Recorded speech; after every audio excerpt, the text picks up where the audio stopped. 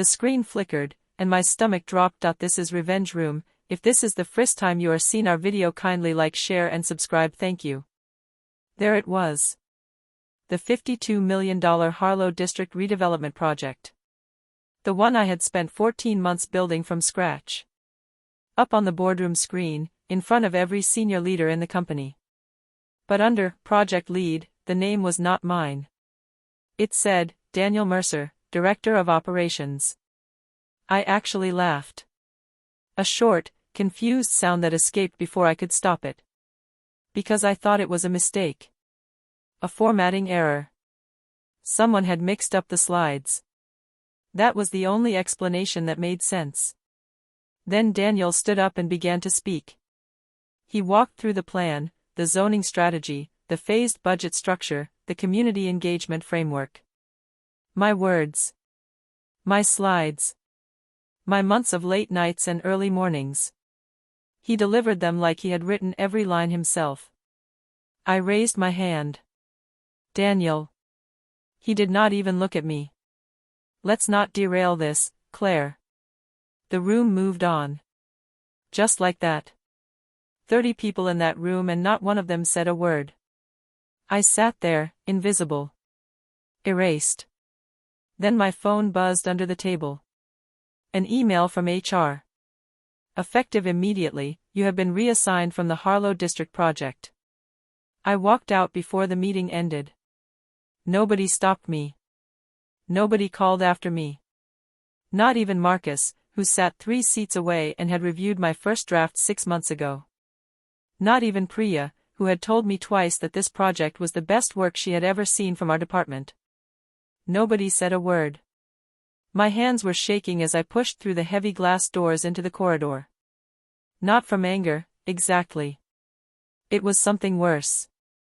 The feeling of being betrayed by people who had watched it happen and said nothing. I stopped at the window at the end of the hall and looked out at the city below. The Harlow District was right there, a patchwork of old buildings and construction fencing, the very skyline I had spent over a year studying and planning around. Then I thought about 3 months ago.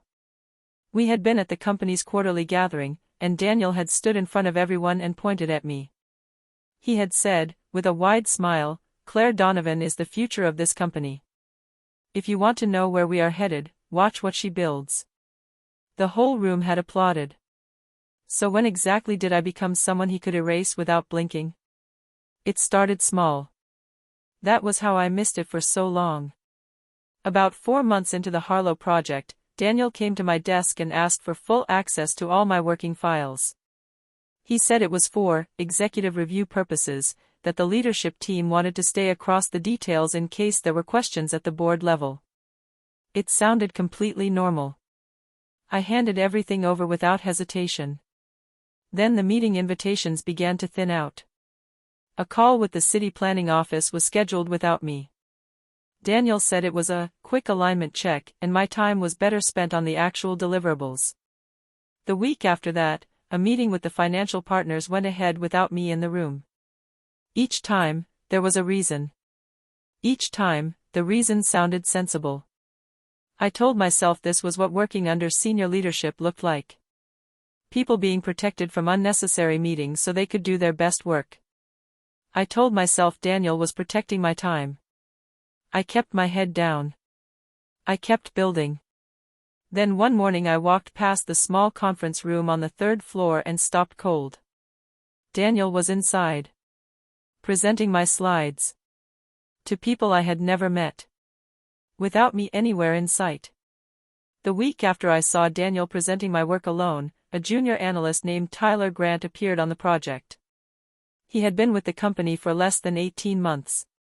He was bright, but he had no background in urban development, no experience with multi-phase infrastructure planning, and no clear reason to be anywhere near a $52 million submission. But there he was. Quiet. Attentive. Asking very specific questions. Not the broad questions a curious junior asks to understand a project. Tyler asked targeted questions, about the reasoning behind particular budget splits, about why I had chosen one community consultation structure over another, about the metadata format in the master files. Those were the questions of someone being prepared to explain something to other people. 2 days later, I was passing Daniel's office when I heard his voice through the half-open door. "Tyler, you'll be stepping into a bigger role very soon. Just keep doing what you're doing." I kept walking. But my gut twisted hard. That same night, I tried to open the master project folder from home and got an error message I had never seen before. My access permissions had been quietly changed. I was no longer listed as the owner of my own files. My permissions kept shrinking, slowly, quietly, like air leaving a tire. First the master folder. Then the shared budget spreadsheet. Then the stakeholder contact list I had built over 6 months of calls and careful relationship work. Each change was small enough to explain away. System updates. Security protocols. Restructured shared drives ahead of the board submission. But taken together, they told a story. At team meetings, Daniel began speaking over me or around me, not aggressively, but smoothly. He would acknowledge a point I made and then rephrase it as his own, directing credit toward himself without anyone in the room seeming to notice. And the team followed his lead. I kept waiting for someone to say something. To push back. To ask why Claire was suddenly speaking less in meetings about a project she had been running for over a year. Nobody did. Then, 2 weeks before the board presentation, one person finally spoke up. She was a careful person, not the type who gossiped or speculated. She chose every word deliberately. So when she pulled me aside and said Daniel was restructuring the leadership framework and my name was not on it, I listened hard. Then she glanced toward his office, and the color drained from her face. "Forget I said anything," she whispered. Her name was Jenna Okafor, and she was one of the most measured people I had ever worked with. So when she pulled me into the stairwell and spoke in barely a whisper, I paid close attention. "Daniel is restructuring the leadership framework before the board presentation," she said. "He showed the executive team a revised org chart this morning." "And?" I asked. She hesitated. "Your name isn't on it, Claire." I laughed, nervous and thin. "That has to be a draft error." Jenna shook her head slowly. She held out her phone. A photo she had taken in a hurry, blurry at the edges but clear enough in the middle. The revised leadership chart for the Harlow District project. At the top, Daniel Mercer, Project Director. Below it, Tyler Grant, Project Coordinator. My name was not on the chart anywhere.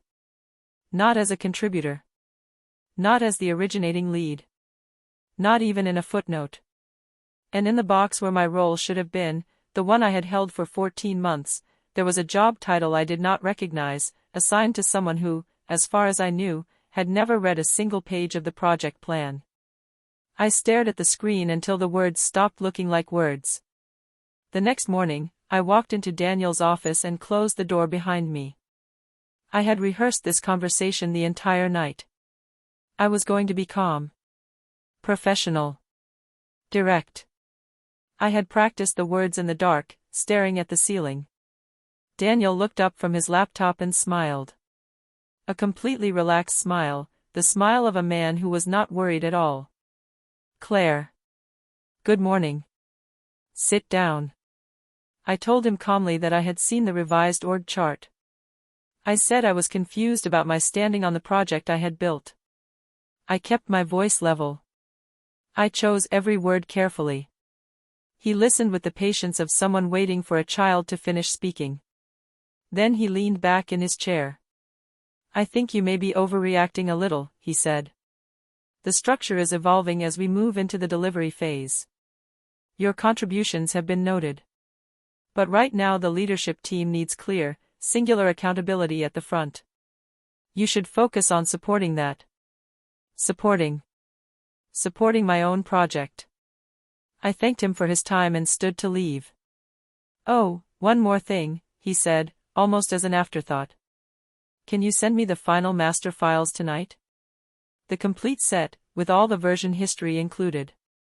I sat in my car for 20 minutes before I could drive home. He wanted the final master files. The complete set. All version history included. Something in me resisted. A quiet, instinctive pull, like standing at the edge of something and feeling the ground shift beneath your feet. I almost did not send them.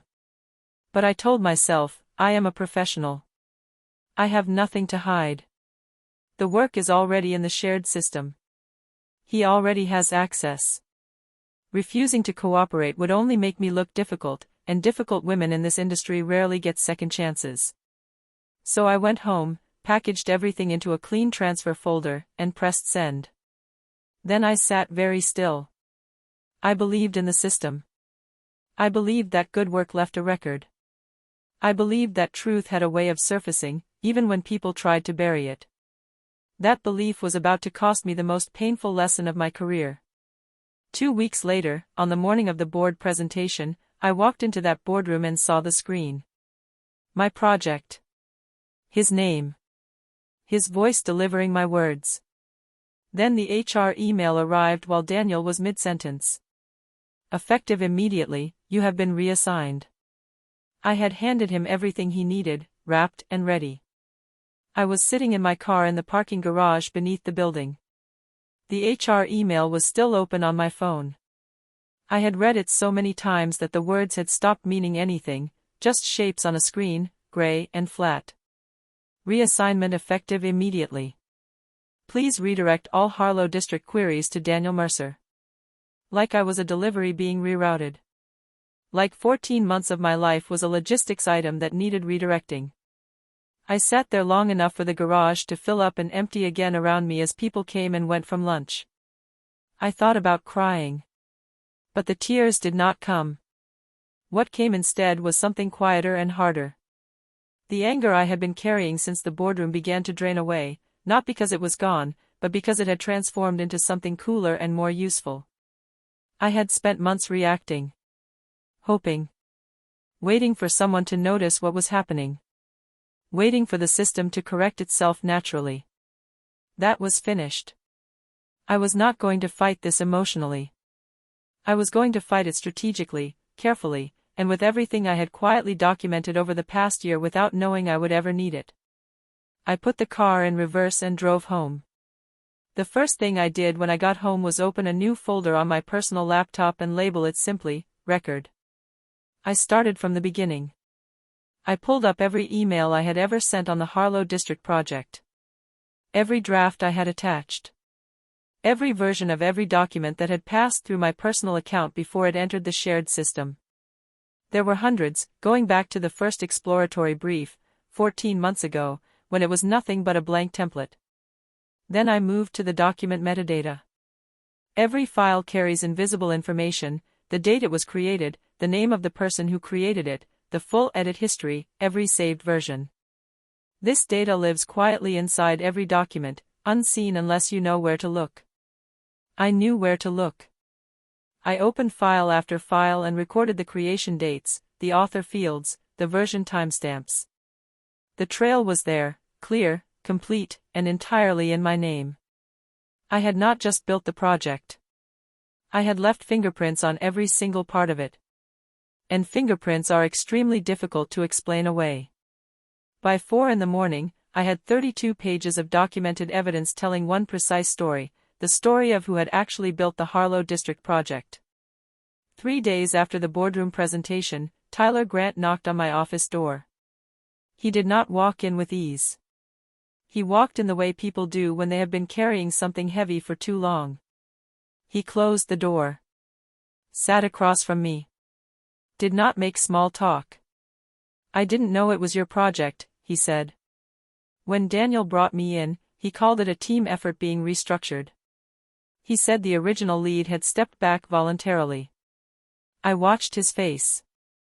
He looked genuinely ashamed. I started realizing something was wrong about 6 weeks in, he continued. The files were clearly not his. The writing, the research notes, the way the budget model was built, none of it matched how Daniel works. I've seen his actual output. It doesn't look anything like this. He paused. I asked him about it once. He told me to focus on my role and not ask questions above my pay grade. I let the silence sit. Why tell me now? I asked. He met my eyes. Because he's putting your name on the risk assessment documents. The ones where the projections might not hold. If this project develops problems, he wants your name attached to the failure. Tyler still had system access I no longer held. Tyler and I made no formal agreement. We were both careful about that. But over the following week, he shared things with me the quiet way two professionals sometimes exchange observations, a message here, a forwarded document there, nothing that crossed any visible line. What he shared painted a detailed picture. Daniel was rushing the final approval stage.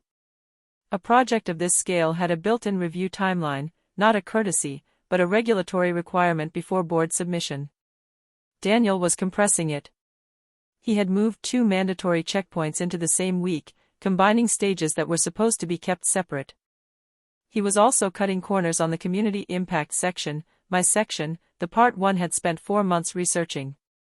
He was replacing careful, sourced analysis with shorter summaries that read quickly but would not survive close scrutiny. And the risk assessment documents had been quietly altered. My original versions carried measured, accurate language. The revised versions were blunter. At the top of each one, the assigned author field now read, C. Donovan. He had not just erased me from the successes. He had positioned me as the named author of every potential weakness in the project. If anything failed at the board level, the documentation trail would point directly at me. I sat with that understanding for 2 full days before I allowed myself to act on it. I needed to see it clearly, not as a personal betrayal, but as a structure. A deliberate, layered plan that had been running quietly for months, and that I had been walking through without realizing the walls were closing in. Daniel had taken my work and put his name on it. That was theft. But he had done something more calculated than that. He had ensured that the parts of the project most likely to draw scrutiny, the risk assessments, the community consultation analysis, the financial projections built on assumptions that could shift, all carried my name. Not his. Mine. If the board approved the project and everything went well, Daniel would take credit as project director. If the board pushed back or anything unraveled during delivery, the documentation would show that Claire Donovan had authored the problematic sections. Daniel would be the measured director who had raised concerns internally. And because I had been quietly removed from the project, I would have no seat at the table to defend myself when questions came. This was not just about credit anymore. This was about my entire professional reputation, and he had designed it that way deliberately. I made a decision that went against every instinct I had. I went quiet. At work, I was pleasant and cooperative. I responded to emails promptly. I showed up to the meetings I was still included in. I asked no public questions about the Harlow project. I raised no complaints in any conversation that could be overheard. I let Daniel believe I had accepted the situation. People who take something from you tend to relax once they think you have accepted the loss. They stop watching closely. They grow comfortable. And comfortable people make mistakes. Meanwhile, I was preparing carefully. I had already built my evidence file, the document trail, the metadata, the version histories. Now I needed to use it correctly. Not emotionally. Not prematurely. The worst thing I could do was bring accusations to a senior leader without structure. That would make me look reactive, exactly the way Daniel would want. I needed the right channel. Our company had a compliance and internal audit team, separate from HR, separate from line management. Their role was to investigate irregularities in governance and documentation. The exact kind I had 32 pages documenting. I did not file a complaint. I submitted a formal request for a documentation audit. Quietly. By email. After hours. On a Tuesday evening. I framed the request very carefully. I did not use the word theft. I did not accuse Daniel of anything directly. I used neutral, procedural language, the kind compliance teams respond to rather than dismiss. I wrote that I was requesting clarification on the authorship attribution of several core documents in the Harlow District project file. I noted concerns about whether the version histories accurately reflected original authorship records. I said I was attaching supporting documentation and asked whether an internal review could be conducted ahead of the board submission. I attached 22 pages of evidence. Document creation dates. Version timestamps. Email threads showing my original draft sent before any other team member had been assigned. Side-by-side comparisons of the original files and the current versions in the system. I sent it to the compliance inbox and copied the internal audit lead, a woman named Audra Fleming, who had a reputation for being thorough to the point of discomfort. Then I waited. For 3 days, nothing came back. On the 4th day, I received a short, formal acknowledgement from the audit committee. It confirmed my submission was under review. It said no further action was required from me at this stage. 11 words that told me everything. Someone very senior was reading what I had sent. For the next week, everything looked the same on the surface. The Harlow project continued moving through its approval stages. Daniel sent progress updates listing himself as the driving force behind each milestone. Tyler quietly forwarded me internal meeting notes so I knew what was being said behind closed doors. The audit committee said nothing publicly. But I began to notice small shifts. Audra Fleming attended a project status meeting she had never attended before. She sat along the wall, said nothing, but her eyes moved across the room with the systematic attention of someone building a picture. 2 members of the executive team who had previously seemed fully behind Daniel began asking more specific questions at updates. Not hostile questions. Just careful ones. And then Daniel called me into his office. He was smiling when I arrived, but it was a different kind of smile, a tightness around his eyes that had not been there before. "Claire," he said, gesturing to the chair.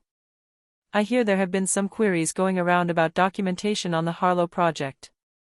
He told me it was a good time to stay focused. To keep things simple. Stay focused. Keep things simple. He was telling me to stop. Which meant he already knew I had started. The second meeting with Daniel was nothing like the first. When I had walked into his office 3 weeks earlier, he had been relaxed and certain, a man who had already arranged everything and simply needed me to accept it. This time, the ease was gone. He started with small talk that did not reach his eyes. He mentioned the board presentation approaching and the pressure everyone was under. He said high-stakes moments sometimes created unnecessary noise. Then he leaned forward. "I have to ask you directly, Claire, are you trying to create problems? Because if there are concerns, the right way to handle them is internally, not through audit channels." I kept my voice completely level. "I don't have any problems with the process, Daniel. I just wanted the documentation clean ahead of the board submission. For everyone's protection." He studied me for a moment. Then his tone shifted, faster, a little harder. "You need to think carefully about what you're doing here. Stirring things up before a major board submission doesn't reflect well on anyone." I thanked him for his time and stood to leave. He cleared his throat. "Actually, I want to offer you something." "I've been thinking," Daniel said, "that perhaps the leadership attribution on the project could be restructured." He said it casually. Like it had just occurred to him. Like he had not spent weeks engineering my removal from every document. "I think there is a strong case to list you as co-lead," he continued. "It reflects the collaborative nature of how these projects are built. You would receive shared credit in the final submission." He paused. "Of course, that would require drawing a line under everything else. Any outstanding review requests would need to be formally withdrawn. A clean start." I looked at him for a long moment. He was offering me half my name back. In exchange for stopping the audit. Withdrawing the evidence. Letting him keep control of the project and the story of how it was built.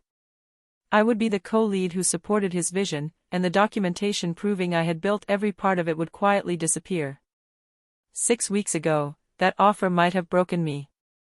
But sitting across from Daniel now, I felt something close to calm. Because a man who is offering something is a man who is afraid of losing something. He would not have made this offer if he was not already losing. I told him I would think about it. The final board presentation was scheduled for a Thursday morning. From Tyler's updates I knew Daniel was pushing hard through the last stretch. He had accelerated the approval timeline again, bypassing 2 review checkpoints that required independent sign-off. He had submitted the final document pack 4 days ahead of the required window, another procedural deviation that would show clearly in any audit trail. He was moving fast because he wanted everything locked in before any review could catch up with him. What he did not know was that the audit had already caught up. On the Monday before the presentation, I received a brief message from Audra Fleming's office. It asked me to confirm my availability on Thursday morning and to have all original supporting materials accessible. Then it said, the Audit Committee has scheduled a documentation review for the Harlow District Board session. I read it 3 times. They were not going to review the project after the presentation. They were going to be in the room during it. Daniel had been rushing toward a finish line, believing that once the board approved his version, the story would be permanently fixed. He did not know the finish line had moved. I set my alarm for 5:30 Thursday morning. I arrived at the building 40 minutes before the session was scheduled to begin. The boardroom on the 14th floor was already set up, long table, water glasses, the presentation screen at the far end. I took a seat near the middle of the room. Not at the front. Not tucked away at the back. Somewhere visible and still. People filed in gradually. Senior leaders. Department heads. 2 non-executive board members I recognized from the company's annual report. And quietly, toward the end, 3 members of the audit committee, including Audra Fleming, who carried a folder and chose a seat along the wall rather than at the main table. Daniel arrived 4 minutes before the session began. He was dressed sharply and walked in with the focused energy of someone who had been preparing for this moment for weeks. He set his laptop at the front. Connected to the screen. Arranged his notes. He glanced around the room once, and his eyes moved past me without pausing, the way they had been moving past me for weeks. Then the board chairman, Victor Osei, called the room to order. Daniel stood and smiled. The Harlow District project represents 18 months of strategic work. He clicked to his first slide. He was mid-sentence when Victor Osei raised one hand. Before we proceed, Victor Osei said, the committee has a preliminary matter to address. The room quieted the way rooms do when the person with the most authority speaks. Daniel lowered his clicker slowly. His expression stayed even, but something behind his eyes shifted, a rapid, private recalculation. Victor nodded toward Audra Fleming. She stood, opened her folder, and spoke in the measured tone of someone who had done this many times before. The Audit Committee has conducted a review of the documentation record for the Harlow District project, she said. Specifically regarding document authorship, version histories, and the risk assessment attribution chain. The review was initiated following a formal submission from a team member 12 days ago. She did not say my name. She did not need to. We have identified discrepancies between the current system records and the original file metadata that warrant the committee's attention before this project advances to formal approval. A murmur moved through the room. Daniel opened his mouth. We'll have an opportunity for responses shortly, Victor said, cutting across him calmly. Audra pressed a key on her laptop. And my documentation appeared on the boardroom screen. The same screen that had carried Daniel's name where mine should have been. Now it carried something far more difficult to argue with. The evidence filled the screen in clear, simple sections. First, the original file creation records. Document after document, timestamped from the earliest days of the Harlow project, each one carrying the same author field. My name. Second, a version history comparison. The files as they existed in the original system versus the files in the current submission package. Side by side. The structural differences were visible without explanation. Third, the email trail. 14 months of project correspondence showing exactly who had been driving the work, who had written the analysis, who had coordinated with the city planning office, who had built the financial model from a blank spreadsheet. And fourth, the risk assessment documents. The original versions with their careful, measured language. Placed beside the revised versions, altered, reassigned, and now carrying my name above content I had not written. The room was completely still. Daniel set his clicker down on the table.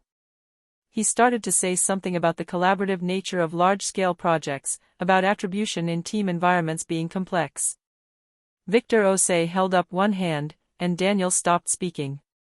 The chairman studied the screen for a quiet moment. Then he turned and looked down the length of the table. At me. The questions came quickly and directly, the way board-level questions do when the people asking have already studied the answers. Victor Osei led the process himself. Precise and methodical. He walked through the version histories carefully. He asked about the timeline of my reassignment relative to the submission date. He asked about the procedural deviations, the compressed checkpoints, the document submission that bypassed required windows. Daniel answered each question, but the answers kept shifting. He said one thing and then, minutes later, said something that did not quite fit. He described the project as a team effort but could not name specific contributions from anyone other than himself. He called the attribution issue an administrative oversight but could not explain why the risk documents had been actively reassigned. Then Victor asked Audra to bring in Tyler Grant. Tyler had been waiting next door. He walked in, sat down, and told the truth without embellishment. He described what Daniel had told him when he was brought onto the project. He confirmed the files were clearly not authored by Daniel Mercer. When Tyler finished, the room was quiet. Victor looked at Daniel for a long moment. Then he looked toward the head of security staff near the door and gave a single, small nod. The room held its breath after Daniel left. I watched the door close. I felt no triumph, more a sense of things settling back into the shape they were always supposed to have, like a drawing snapping into alignment after someone had spent months trying to tilt it. Victor Osei let the silence rest. Then he looked directly at me. Claire Donovan. His voice was steady and clear. It appears this project originated with you, was built primarily by you over 14 months, and reflects your professional judgment throughout. I want to acknowledge, on behalf of the board, that what has taken place is a serious matter. The record will be corrected. He paused. The board would like to hear this project as it was originally designed. Would you like to present it? I had been in that room before. I had sat in that chair while someone else spoke with my words. I had felt invisible, erased by a man who had counted on my professionalism to keep me quiet. I stood up. I walked to the front of the room. I connected my own laptop to the presentation screen for the first time. And for the first time in 14 months, the project I had built was presented by the person who had actually built it. The Harlow District project was formally approved by the board 6 weeks later. Under my name. Under my leadership. Daniel Mercer was quietly removed within 10 days of the boardroom session. There was no announcement, just a brief internal note about a leadership transition, and then his name disappeared from the directory the way names do when companies want to move on quickly. The compliance team used the Harlow case to recommend new internal protections, mandatory documentation audits for all major project submissions, authorship verification requirements, and a formal review pathway that had previously existed only on paper. Tyler was reassigned to a different team at his own request. He left a note on my desk that said simply, "I'm sorry it took me so long." I kept it. Jenna received recognition she had long deserved on 2 projects of her own. I told her that speaking at all had taken courage, and that it had mattered more than she knew. The board created a senior leadership role for the delivery phase of the Harlow project and offered it to me in a formal letter, with my name in the heading. I sit at the table now where decisions are made. They tried to erase me in that room. But that room is exactly where I rewrote everything.